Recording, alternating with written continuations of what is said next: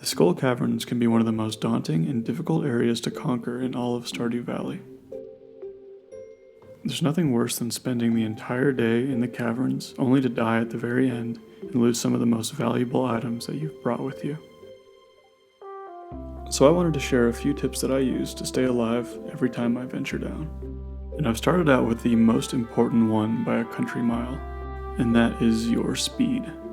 Being able to move quickly and outmaneuver all the enemies is going to be your best chance for survival. And you can do this by just using the espresso and the spicy eel from the Desert Trader.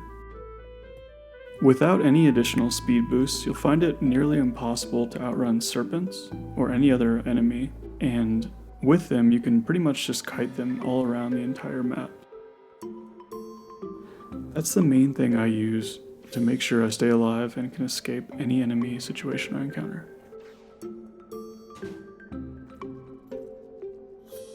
But sometimes, even with all that extra speed, you can find yourself into some difficult situations. And in that case, you'll need to bring a ton of food.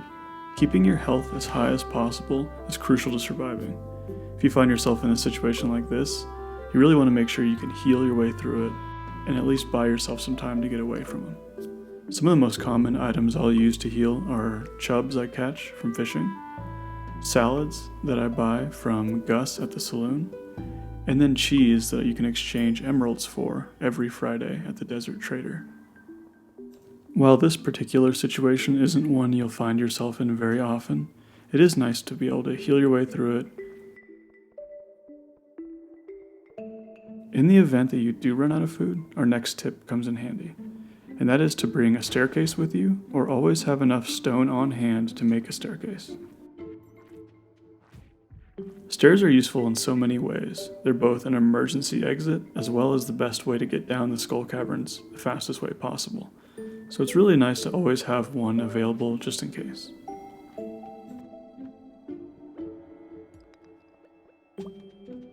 And our last couple tips sort of work in tandem with one another. Combat positioning is incredibly important. Always make sure that you are below your enemy or to either side. Because of how your farmer's hitbox is positioned, swinging down from above requires you to get closer to the enemy and can put you at a disadvantage. And while you are in combat, don't forget to utilize the special attack ability on your weapon. The block ability on your sword can really help you deflect multiple attacks at once, and the hammer slam ability can help you push every enemy back really far, or just simply kill them.